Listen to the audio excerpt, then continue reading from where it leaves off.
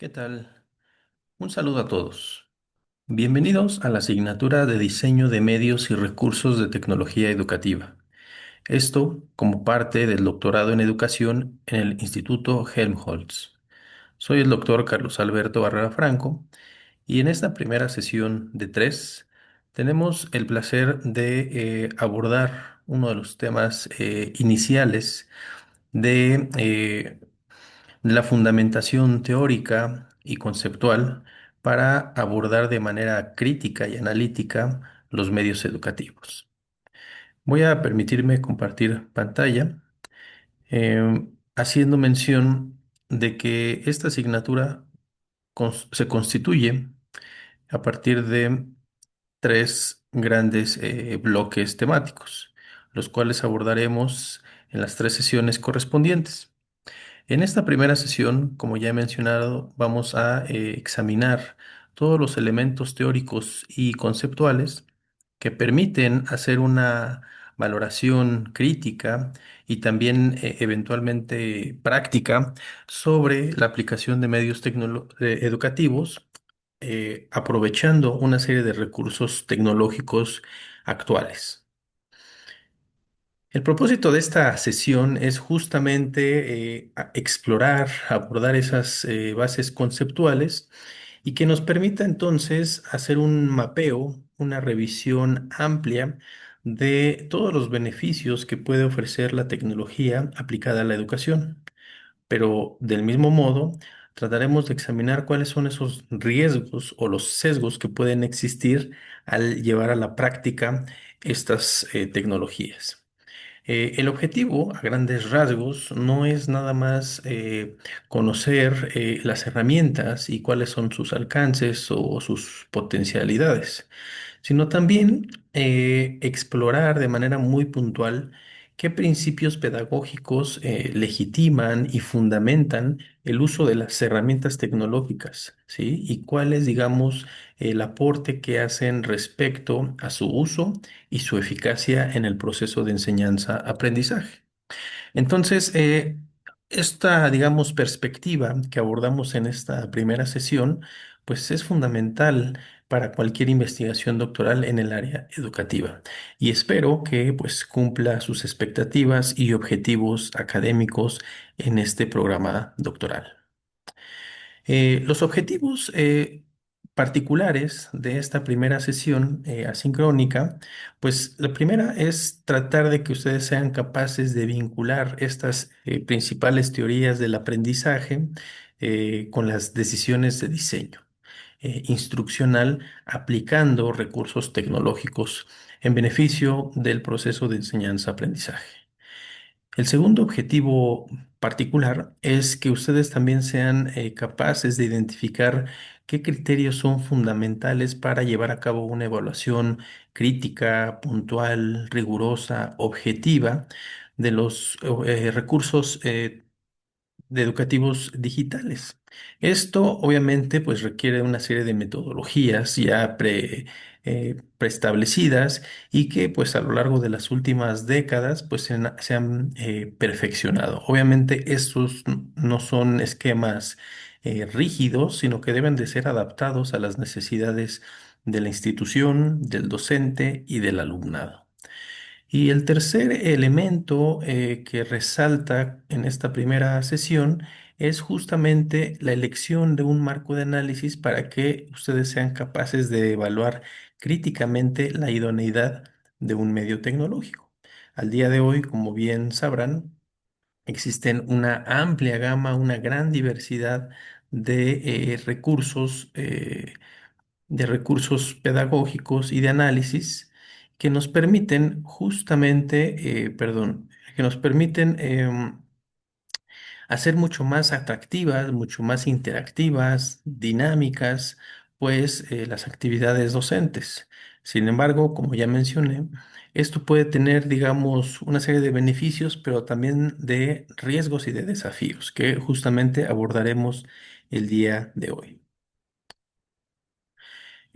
Los temas específicos que se abordarán en esta primera oportunidad y como parte de este primer módulo temático es entender cuál es la relevancia de la actividad de diseño de medios en la investigación doctoral, ¿sí? Es decir, tratar de contextualizar esta asignatura en todo el programa doctoral que ustedes están llevando a cabo. El segundo tema es justamente profundizar y distinguir de manera muy precisa y puntual esos paradigmas teóricos del aprendizaje que han, digamos, se han consolidado a lo largo del siglo XX y que sirven justamente como un sustento para el diseño tecnológico. Es decir, estos elementos teóricos, conceptuales que parecieran abstractos, pues tienen una aplicación práctica, tanto en la práctica o en las, sí, en las actividades docentes, pero también en este caso en una actividad que cada vez ha cobrado mayor relevancia, como es el diseño tecnológico. Y de manera puntual, pues me refiero a los paradigmas teóricos del constructivismo, el cognitivismo y el conectivismo, que son, digamos, las principales, no son las únicas, pero son las principales teorías de aprendizaje que se pueden, digamos, ligar con esta sustentación del diseño tecnológico. Y la tercera temática que se abordará es justamente esta diversidad de metodologías para llevar a cabo una evaluación crítica de los recursos educativos y que nos permitan entender, bueno, cuáles son las más pertinentes, las menos pertinentes, las más efectivas. Todo esto con base, pues, en los objetivos del proceso de enseñanza-aprendizaje y del contexto mismo, ¿no? De la institución en la cual se esté impartiendo este proceso de educación. En este sentido, pues exploraremos algunos modelos, algunos criterios que en esta área disciplinaria pues han sido fundamentales en los últimos años.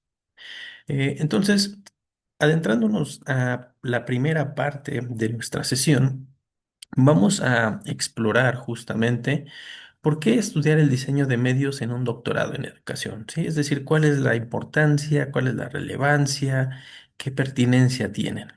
Pues partimos de que a este nivel doctoral y como parte de su proceso de formación doctoral, es fundamental que conozcan el estado del arte, el estado de la técnica respecto a pues digamos, una tendencia global que se ha manifestado en los últimos años de manera muy intensiva y muy profunda y que sin duda pues mm, perdurará en los próximos años y puede que se intensifique.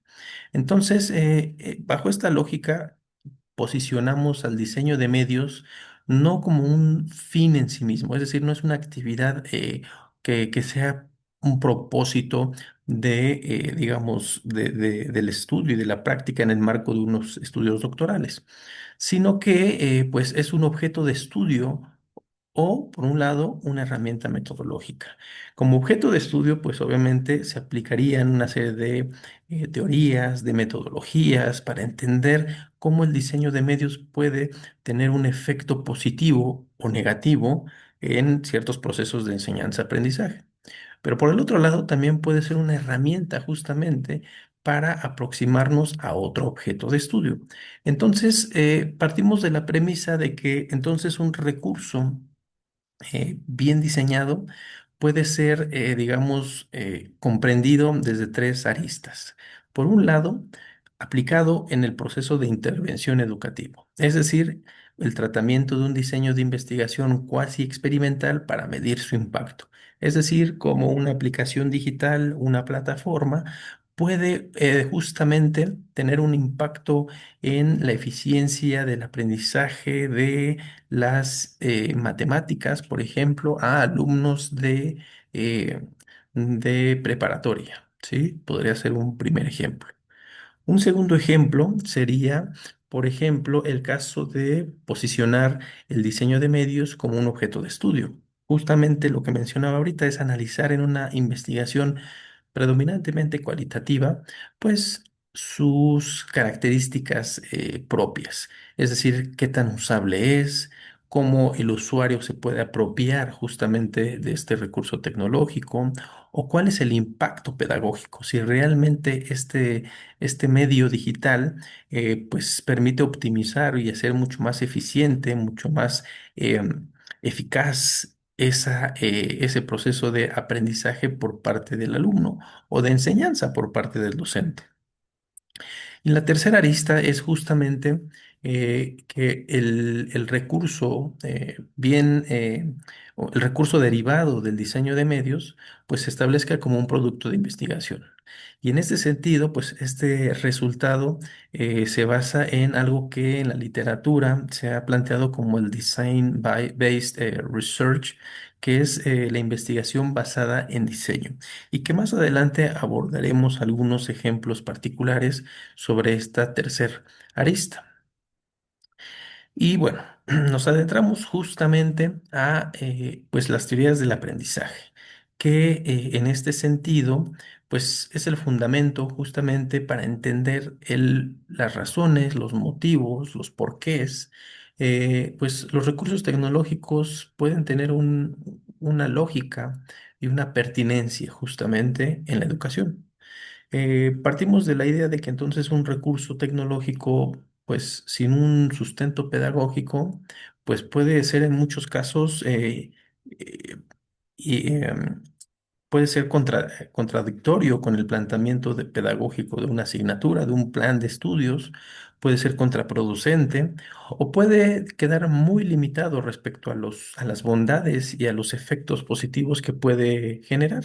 Es decir, un recurso tecnológico sin este sustento pedagógico quedaría simplemente como un contenedor, como un almacén de información, pero sin una intencionalidad.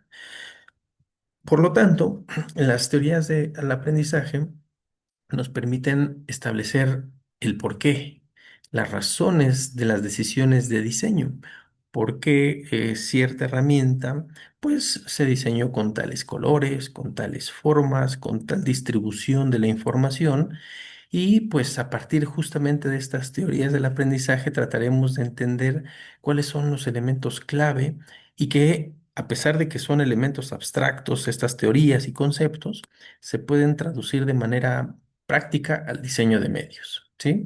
Y bueno, como ustedes bien sabrán, el aprendizaje pues tiene tres grandes aristas. Por un lado, factores cognitivos; por otro lado, factores socioemocionales; y en una tercera vertiente, pues factores fisioneurológicos. Entonces, estos elementos justamente son los que desde la perspectiva de la psicología educativa, pues ha dado luz, ¿no?, a estas corrientes teóricas del aprendizaje y que pueden ser, digamos, retomadas y aplicadas a este contexto contemporáneo del desarrollo tecnológico. En una primera referencia tenemos justamente la teoría del cognitivismo. Esta perspectiva, como ustedes bien sabrán, pues parte de la premisa de que el proceso de procesamiento de información pues es similar al de una computadora, ¿sí? Es decir, en un individuo pues se parte de que pues la atención, la codificación, el almacenamiento y la recuperación son procesos mentales que pues son recurrentes. Así lo planteaban de alguna manera y obviamente con sus propios matices Jean Piaget, Jerome Brunner y Lev Vygotsky, y que justamente eh, posicionan a estas capacidades cognitivas como la memoria, el almacenamiento y la recuperación como fundamentales. Esto, si lo transpolamos justamente al proceso de diseño de medios, pues tendría una serie de implicaciones que tendríamos que considerar para dar claridad y eficiencia a esa actividad. Una primera de estas implicaciones es que los diseños deben organizar la información de manera lógica y secuencial, ¿sí? Es decir, por ejemplo, la generación de un menú, de un listado, de una serie de iconos, que todo tenga un orden lógico en función de la temática y del objetivo que se busca. Y también secuencial bajo la lógica de que pues hay una orden de prelación, hay una jerarquización de esa información. Un segundo criterio es el uso de organizadores gráficos para reducir la carga cognitiva. Esto quiere decir que, pues en un medio digital, pues cargar todo de información, de texto, de datos, puede sobresaturar esa capacidad cognitiva del alumno, de la audiencia. Por lo tanto, el uso de organizadores gráficos como mapas mentales, esquemas, diagramas, mapas, infografías, puede ayudar justamente a reducir esta carga cognitiva y hacer mucho más eficiente el aprendizaje.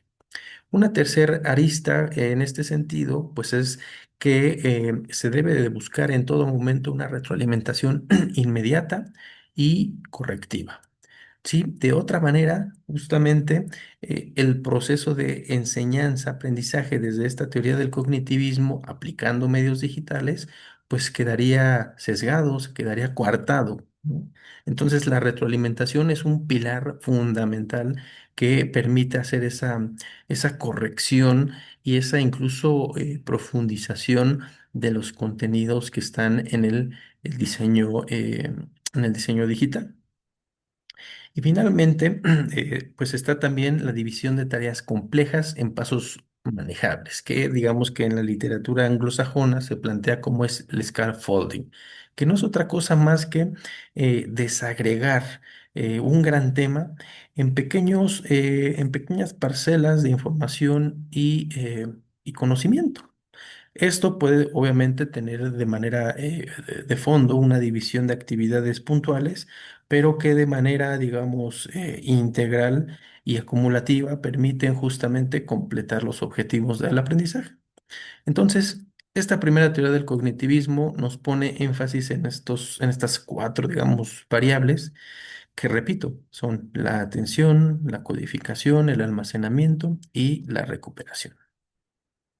Ahora bien, pasando justamente a una segunda teoría, que en este caso me refiero a la perspectiva constructivista, pues partimos de la premisa de que el aprendizaje es un proceso activo, ¿sí? Es un proceso dinámico en el cual el alumno, como individuo central y protagónico de ese proceso de enseñanza-aprendizaje, pues toma la iniciativa y asume la responsabilidad de construir su propio conocimiento. Y para ello se observan dos criterios o dos variables que son elementales desde la perspectiva constructivista. Por un lado, la experiencia del individuo y por otro lado, y que va ligado con la primera, la interacción con su entorno. ¿Sí? Entonces, esta premisa de la perspectiva constructivismo se puede traducir justamente en una serie de implicaciones de diseño de medios, ¿sí? Que en particular se enfocaría por un lado a la creación y por otro lado a la exploración de esos medios digitales. El primer criterio o implicación de diseño sería, pues, considerar entornos de aprendizaje basados en proyectos o problemas, es decir, simuladores o micromundos en el cual se repliquen situaciones o dinámicas de la realidad y en el cual, pues, obviamente el alumno, el individuo, pueda experimentar, obviamente con un bajo nivel de riesgo, eh, pues escenarios que eventualmente puede enfrentarse en el mundo real y en el cual pues obviamente no habrá posibilidad de experimentar o de evaluar pues digamos el acierto o el error de sus decisiones. Una segunda implicación es que debe de pensarse en herramientas que permitan al usuario crear y manipular contenido. Esto, digamos que pone un gran énfasis en la posibilidad de que las herramientas, los medios digitales puedan ser interactivos, que promuevan esta capacidad cognitiva creativa del alumno, del usuario, y que por lo tanto pueda manipular el contenido, pueda, por ejemplo, manipular ciertos indicadores, ciertas formas, ciertos componentes de una plataforma digital y que pues a partir de esa creatividad y ese objetivo pueda llegar a un resultado pues diferenciado, ¿no? Con el que pueden, digamos, observarse en otros alumnos, ¿sí? Y finalmente, la tercera implicación de diseño es el fomento de la colaboración y el diálogo. Al día de hoy existen pues una amplia gama de herramientas, pues de redes sociales, obviamente, pero ya pensando en una utilidad eh, eh, pedagógica o educativa, pues podemos entender o encontrar, perdón, de manera muy puntual, pues estos foros, estos wikis, estas herramientas de trabajo compartido y colaborativo que permiten justamente hacer una interacción entre individuos y que al mismo tiempo se están generando dinámicas que abonan a la experiencia del alumno, ¿sí?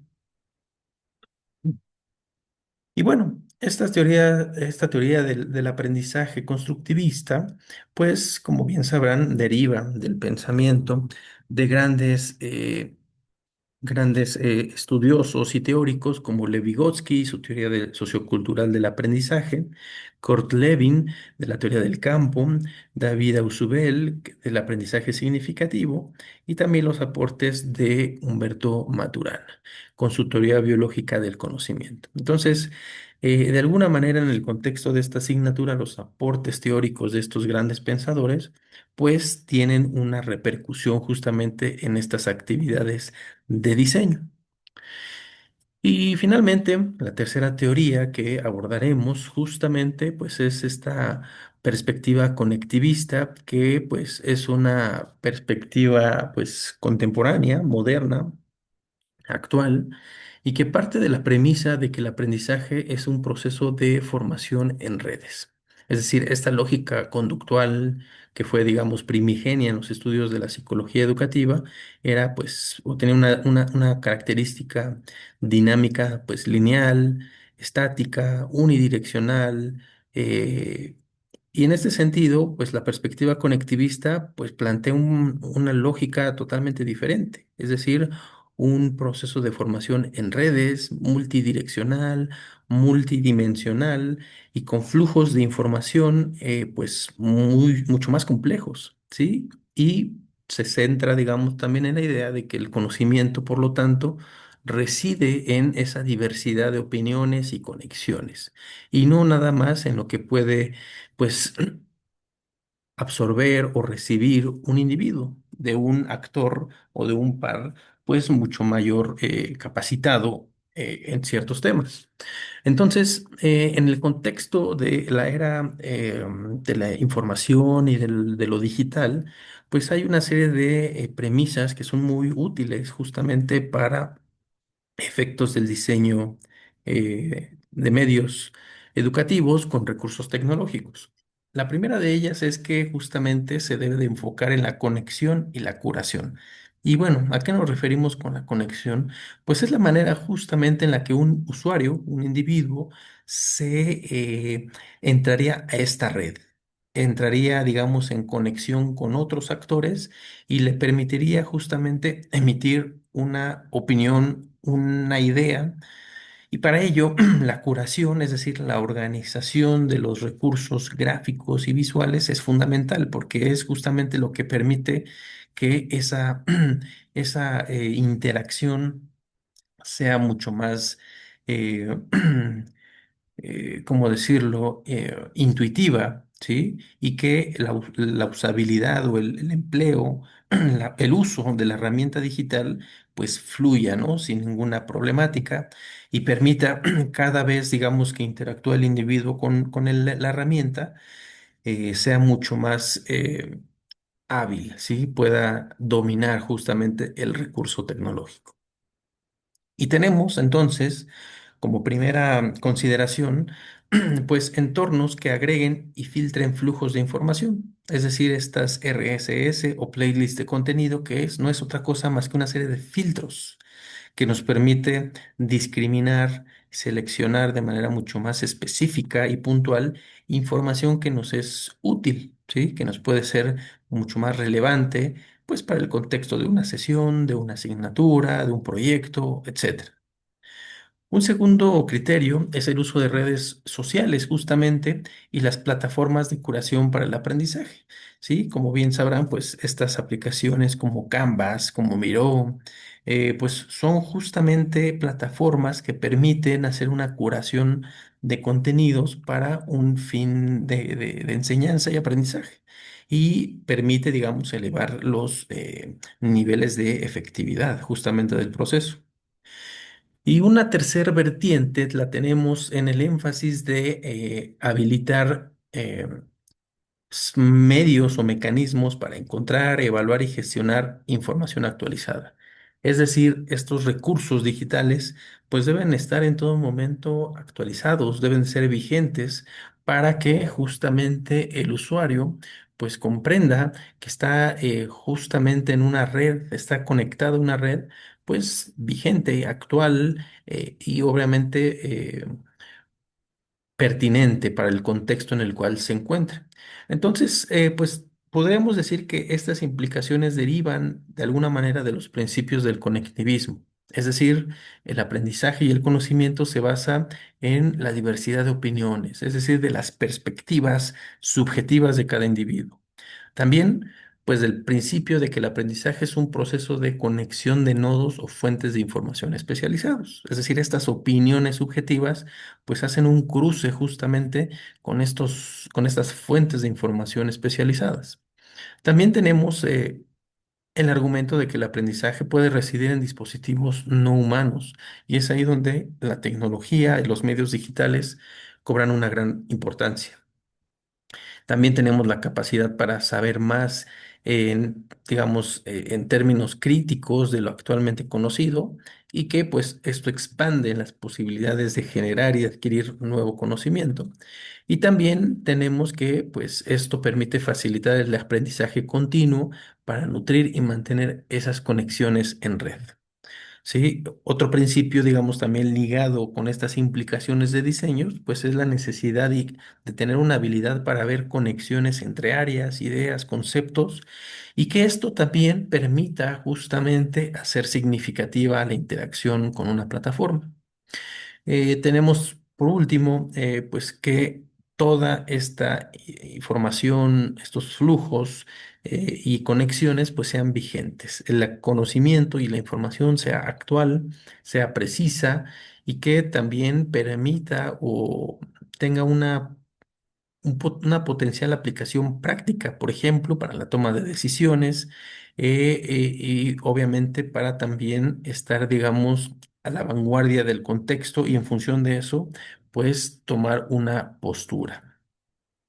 Entonces, de manera, digamos, sintética a estas tres grandes paradigmas o perspectivas teóricas, pues vamos a tratar de entender, bueno, cómo vamos de la instrucción a la conexión, es decir, de algo tradicional de la práctica docente a, pues, trasladarlo a un dominio en el cual las conexiones, pues, son, pues, el elemento eh, fundamental, justamente. Y partimos de la idea de que estos elementos teóricos y los objetivos propios del diseño de medios tecnológicos, pues no son excluyentes, ¿sí? Particularmente estos enfoques teóricos son lentes distintos para analizar o diseñar, y nos generarían una serie de preguntas que son útiles al momento de querer aplicarlos justamente al diseño de medios. Desde la perspectiva cognitivista, pues nos pudiéramos cuestionar cómo presentamos la información de la manera más clara posible, ¿sí? Cómo podemos hacerlo muy sintético, muy agradable a la vista, muy elegante, muy intuitivo. Desde la perspectiva del constructivismo, pues nos pudiéramos plantear la pregunta de, bueno, ¿y qué oportunidades de hacer o construir estoy ofreciendo? ¿Sí? ¿Cómo permito que esta plataforma, este recurso de medio digital, permita al individuo, pues, hacer, construir, y no nada más quedar como un mero espectador, ¿sí? Y desde la perspectiva del conectivismo, pues pudiéramos interrogarnos, por ejemplo, cómo ayudamos al alumno, al aprendiz, a conectarse con conocimientos y con expertos, ¿no? Y que esto pueda tener, digamos, un impacto positivo, una aceleración o potenciación de su proceso de aprendizaje. ¿Sí? Entonces, un recurso digital robusto, completo, efectivo, pues suele integrar elementos de las tres perspectivas teóricas, es decir, no son excluyentes, son complementarias de alguna manera. Y como había mencionado, estas teorías del aprendizaje pues no se reducen a tres. Pero justamente de estas cinco que les muestro en esta imagen, pues podemos retomar justamente el cognitivismo, que como ya mencionamos, se enfoca en los procesos mentales internos, el constructivismo, que enfatiza la construcción activa y social del conocimiento, y el cognitivismo, el que en este caso surge en el contexto de la era digital para explicar el aprendizaje en redes. Obviamente, tanto el conductismo, que se centra en los cambios observables de la conducta, pues puede perder relevancia en este contexto, así como algunos enfoques socioculturales y situados, que en este caso, pues, y ponen en relieve la importancia del contexto y la participación en comunidades de prácticas. Entonces, de esta manera pasamos a la tercera parte de nuestra sesión y que es justamente aproximarnos a las metodologías de evaluación para llevar a cabo un análisis crítico y sistemático de esos recursos tecnológicos, ¿sí? Y partimos entonces de la idea de que el recurso, digamos, de evaluación, pues no nada más es emitir una opinión subjetiva de gusto, ¿sí? De que si nos gusta o no nos gusta. Esto requiere mayor rigurosidad y mayor fundamento metodológico para que el análisis pues sea claro y sea bien fundamentado, sea objetivo. Si de otra manera, pues puede perder justamente esta evaluación la objetividad o la transferibilidad. ¿Esto qué quiere decir? Pues la posibilidad de hacer ajustes o de elevar la pertinencia de la aplicación de algún recurso digital. Y esto, pues obviamente, pues son fundamentales, estas metodologías de evaluación son fundamentales para elaborar reportes de investigación y que como ven, ustedes bien sabrán, pues hay varios tipos de evaluación que pueden ser de alguna manera aplicadas. Tenemos la evaluación diagnóstica, la evaluación formativa, la evaluación sumativa, la evaluación confirmativa, la no referenciada, aquella que se lleva a cabo con criterios de referencia y la ipsativa. ¿Sí? Entonces, ahorita, a partir de estos 7 tipos de evaluaciones, vamos a tratar de profundizar en los que son más pertinentes para el análisis crítico y sistemático de los medios digitales. Y partimos de dos, fundamentalmente, dos modelos de referencia que pues se han establecido como instrumentos, como estándares justamente para la evaluación de objetos de aprendizaje y que están totalmente ligados con el diseño de medios digitales y tecnológicos para la educación.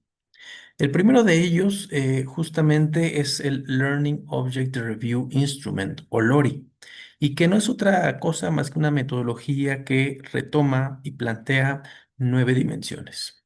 Estas dimensiones son, por ejemplo, la calidad del contenido, la adecuación de los objetivos de aprendizaje, la retroalimentación y adaptabilidad, la motivación, el diseño de presentación, la usabilidad de la interacción, la accesibilidad, la reusabilidad y el cumplimiento de normas, ¿sí? Y digamos que un segundo modelo de referencia es el MERLOT, que es el Multimedia Educational Resource for Learning and Online Teaching, que en este caso emplea un esquema, un marco de revisión de pares basado en 3 dimensiones principales, que algunas coinciden con el modelo de Learning Object Review Instrument, LORI, que es en este sentido la calidad del contenido, la efectividad potencial y la facilidad de uso.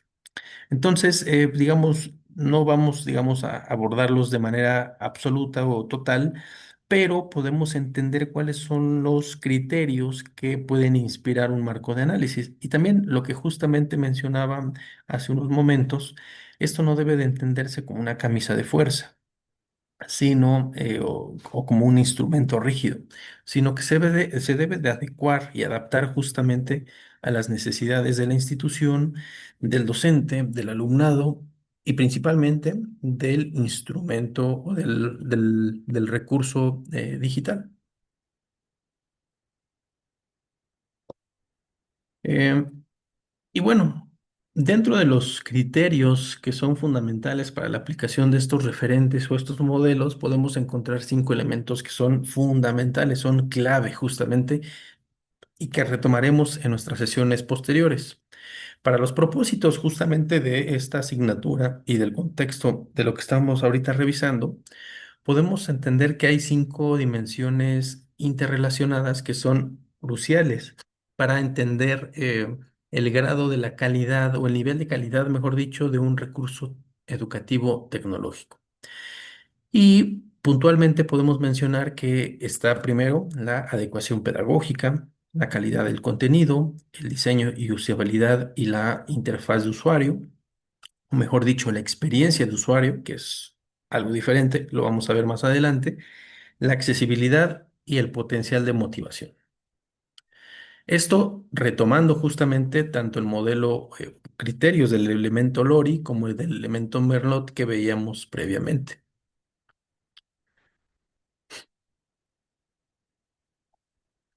Ahora bien, partimos del primer criterio, la adecuación pedagógica. Y surge, digamos, de preguntarnos, bueno, ¿y el recurso apoya eficazmente el proceso de enseñanza-aprendizaje? Pues tendríamos cuatro criterios para poder responder esta pregunta, ¿no? Primero, si existe una alineación clara entre el recurso y los objetivos del aprendizaje, también la coherencia con la teoría del aprendizaje que ya acabamos de revisar y si es implícita o explícita, también si se fomenta el pensamiento crítico y la resolución de problemas y no nada más se centra en el ejercicio de la memorización. O finalmente, también cuál es la naturaleza y la calidad de la retroalimentación que ofrece. En este sentido, es fundamental que el contenido se organice en función del contexto sociocultural del usuario, los propósitos educativos, el modelo educativo que se está, digamos, implementando y las características del contenido original. El segundo criterio en este sentido se focaliza justamente en la calidad del contenido. Esto quiere decir si la información que se presenta es precisa, es actual y es relevante. Y para ello hay que considerar en el diseño, en el proceso justamente, pues la exactitud, la precisión y la objetividad del contenido, ¿sí? Que no sea ambiguo, que no sea difuso, sino muy concreto y puntual. También, pues, cuál es la relevancia y la actualidad de la información de las fuentes. Esto tiene un impacto directo justamente en, pues, captar la atención del alumno, ¿sí? De otra manera puede ser algo irrelevante. Tercero, la ausencia de sesgos culturales, raciales o de género, porque de otra manera puede generar un escenario o un entorno hostil, incluso violento simbólicamente para el individuo. Por lo tanto, es fundamental que esto sea inclusivo, sea diverso y pues siempre dentro de un marco de respeto y de ética. Cuarto, pues el nivel de profundidad adecuado para el público objetivo.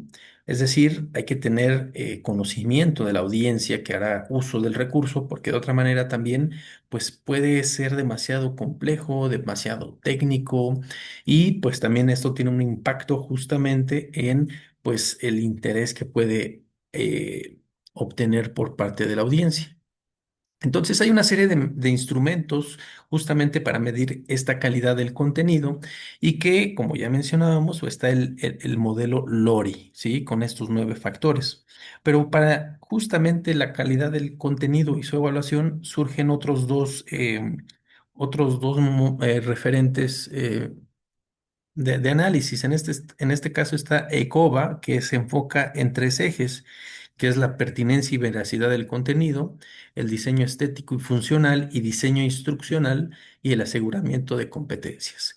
Y por otro lado tenemos al CODA, que en este caso es la evaluación de 10 criterios, 5 pedagógicos y 5 tecnológicos y hace un cruce. ¿Sí? Y en este sentido, estos criterios son los objetivos y coherencia didáctica, la calidad de los contenidos, la capacidad de generar reflexión crítica e innovación, la interactividad y adaptabilidad, la motivación, y en la parte tecnológica pues tendríamos justamente el formato y el diseño, la usabilidad, la accesibilidad, la reusabilidad y la interoperabilidad, ¿sí?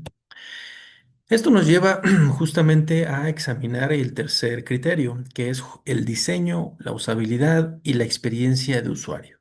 Que antes de entrar a fondo, sí es importante hacer esta diferenciación entre la experiencia de usuario, que pues deriva justamente de la parte verbal, lógica y analítica de una plataforma, y que en contraposición pues encontramos la interfaz de usuario, que tiene que ver más con la conducta emocional, intuición o la creatividad, y que para eso en el diseño de un recurso digital pues se toma en cuenta desde la tipografía, el color, el diseño visual, el estilo, ¿sí? Y por el lado de la experiencia de usuario pues es algo todavía más estructurado y técnico, ¿no? Es la arquitectura de la información, las características de cómo el producto atiende las necesidades e intereses del usuario, cómo se hace el análisis de la interacción por parte del usuario dentro de una plataforma, el diseño interactivo y la accesibilidad, ¿sí? Y bueno, para atender este criterio podemos partir del razonamiento de qué tan fácil e intuitivo es usar esta herramienta generando una experiencia positiva, ¿sí? Entonces, esto se podría responder a partir de, pues, del hecho de que nuestro recurso digital, pues, tenga una navegación clara y consistente, tenga una baja carga cognitiva, que como ya dijimos, no se sature de información o de datos, o incluso visualmente no sea difícil de asimilar, y obviamente esto no impacte o no genere un distractor en el aprendizaje. También tenemos pues que la estética sea limpia y profesional, que haya un funcionamiento técnico sin errores, es decir, que no haya malas funcionamientos o bugs, como se les llama técnicamente, al momento de interactuar con el recurso digital.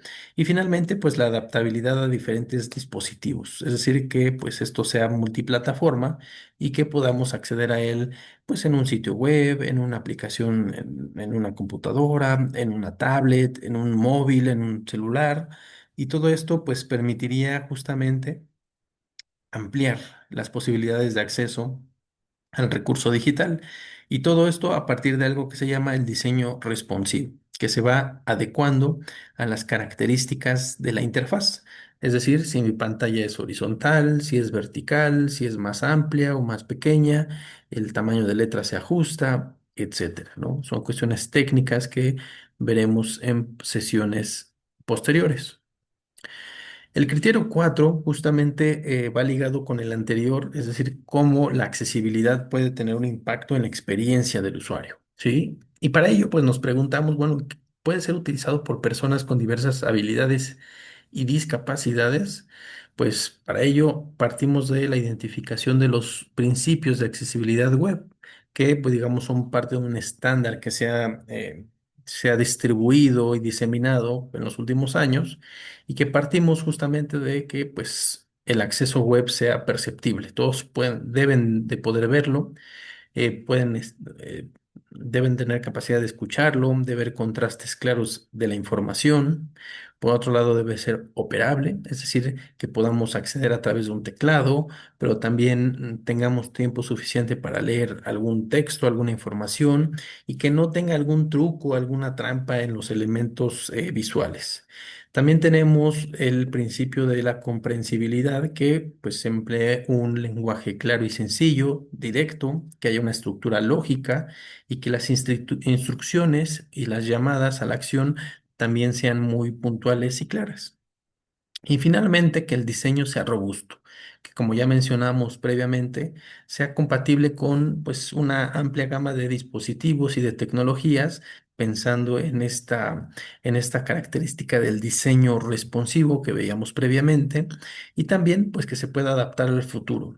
Y esto pues reduzca las posibilidades de que nuestro medio digital pues cada vez sea, digamos, susceptible a la obsolescencia. Entonces, ¿Cómo podemos lograr esta accesibilidad en un medio? Pues obviamente atendiendo estos principios de accesibilidad y entendiendo de manera muy específica, pues la disponibilidad del texto alternativo para imágenes, emplear subtítulos o transcripciones para videos y audios, jugar con el contraste para que haya un balance adecuado entre el texto y el fondo. También la posibilidad de navegar utilizando solo el teclado en caso de que, por ejemplo, alguna cuestión el mouse no sea posible. Y finalmente, justo cumplir con estos estándares como los principios de accesibilidad que acabamos de abordar. Y finalmente, el quinto criterio es el potencial de motivación, que en este caso es cómo el recurso logra captar y mantener el interés del estudiante. Y podemos partir de que, pues, debe de tener el recurso digital la capacidad de despertar la atención y la curiosidad, es decir, enganchar al alumno a partir de, pues, la primera impresión que tenga de nuestro recurso visual y digital, perdón. También la relevancia del contenido y las tareas para el interés del alumno, la generación de un sentimiento de competencia y autonomía, así como el uso adecuado de elementos interactivos o de gamificación sin trivializar el contenido. ¿Esto qué quiere decir? Pues de que haya un sentido, un objetivo subyacente en el proceso de interacción con el recurso digital y que de esa manera el alumno pues busque interactuar más tiempo y de mejor manera con el recurso. Y esto justamente, retomando la pirámide de Maslow, podemos entenderlo como una herramienta para motivar a los alumnos, ¿no? Es decir, identificar necesidades de autorrealización, necesidades de autoestima y reconocimiento, necesidades de afiliación, necesidades de protección y necesidades fisiológicas.